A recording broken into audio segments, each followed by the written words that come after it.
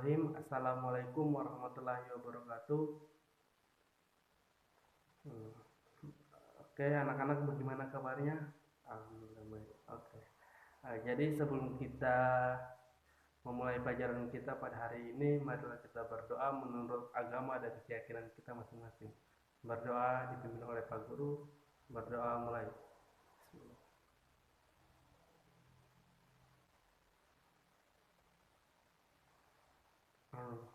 Berdoa selesai. Anak-anak, kali ini kita akan belajar tentang siklus air atau siklus hidrologi. Mungkin untuk air itu mungkin anak-anak di sini juga sudah tahu air itu apa, dan mungkin anak-anak belum tahu sini air itu dia berasal dari mana dan kenapa bisa ada air. Nah, jadi Pak Guru mau jelaskan di sini bahwa air itu adalah air itu sangat berperan penting dalam kebutuhan manusia atau makhluk hidup seperti hewan, manusia, dan tumbuhan. Air itu dia tidak akan berhenti karena adanya proses-proses yang dijelaskan pada materi kita pada hari ini. Jadi sebelum lanjut dalam penjelasan, mungkin Pak Guru akan menjelaskan lagi apa yang dimaksud dengan siklus air. Siklus air atau siklus hidrologi adalah siklus air yang tidak pernah berhenti dari atmosfer ke muka bumi, kemudian kembali lagi ke atmosfer melalui proses kondensasi, presipitasi, evaporasi, dan transpirasi. Jadi perlu kita ketahui dari gambar ini bahwa di sini adalah sebuah gunung. Kemudian di ujung gunung ini adalah cadangan dalam bentuk es atau salju. Jadi di sini pembekuan air, es atau salju, dan di sini atasnya ada awan yang mengandung kristal es. Nah, dari sinilah air berasal. Kenapa Pak Guru mengatakan dari sinilah air berasal? Jadi matahari. Di sini kita lihat matahari itu sangat berperan penting dalam proses pencairan atau proses siklus air. Jadi matahari ini dia akan mencairkan awan yang mengandung kristal es ini, dan kemudian dia akan mencairkan cadangan dalam bentuk es atau salju ini yang turun ke bawah dari atas gunung, kemudian turun pada aliran bawah. Mungkin yang kita lihat itu dari aliran sungai ya. Dari aliran sungai ini dia menjadi proses pengendapan. Jadi pengendapan ini adalah proses dari bentuk yang padat, kemudian dia akan menjadi bentuk cair karena adanya matahari yang mencairkan es. Kemudian dari proses pengendapan ini, limpahan salju ini dia cari ke sungai dan menjadi mata air. Jadi dari sungai ini dia akan turun ke bawah tanah. Jadi kita lihat ya, ini adalah tanah.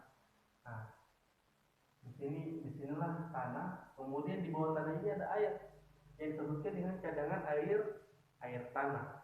Nah, jadi dari cadangan air tanah ini dia akan naik ke atas muka bumi. Mungkin yang kita lihat itu seperti sungai ataupun samudra, lautan. Nah, itu adalah cadangan air tanah yang terjadi dengan proses transpirasi dari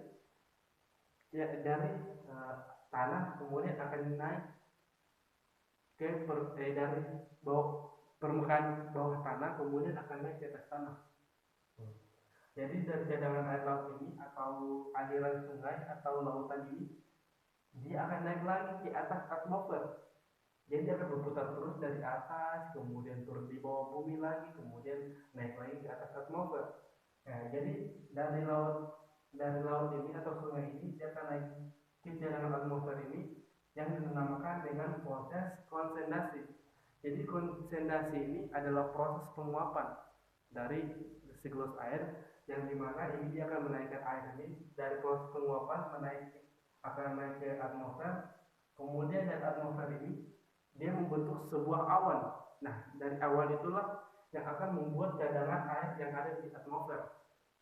Nah, kemudian dari atas awan ini ada juga proses pengumpulan. Proses pengumpulan ini yang dinamakan dengan proses evaporasi. Jadi dari proses evaporasi ini dia pengumpulan dari atmosfer. Kemudian karena adanya matahari di sini, dia akan mencairkan semuanya cadangan air yang ada di awan, yang ada dari pengumpulan itu, yang ada di sebuah atasan gunung dari awan yang kita lihat sehari-hari ini. Jadi awan ini dia memiliki, jadi awan yang ada di atas ini dia itu mengandung zat air yang banyak dari bawah tanah, kemudian dari naik di atmosfer dengan yang dinamakan dengan proses kondensasi ya. Nah, kemudian dari konsentasi tadi dia terjadi presipitasi. Presipitasi ini yang dinamakan dengan proses, siapa tahu? Nah, jadi proses presipitasi ini, di presipitasi ini dia terjadi penurunnya hujan dari awan turun ke muka bumi atau ke tanah dengan terjadinya hujan dari awan. Proses inilah proses presipitasi ini dari awan, dia menurunkan air, penguapan air ini turun sebagai hujan, kemudian inilah dia menghasilkan air. Nah, mungkin itulah materi sedikit yang dipaparkan oleh Pak Guru pada hari ini. Selanjutnya kita akan lanjut pada proses diskusi, dan diskusi itu akan dibentuk per kelompok minimal untuk 5 orang. Jadi mungkin itulah penjelasan Pak Guru pada hari ini. Lebih dan kurangnya mohon dimaafkan. Pak Guru tutup dengan akhir kata billahi taufiq wal hidayah. Wassalamualaikum warahmatullahi wabarakatuh.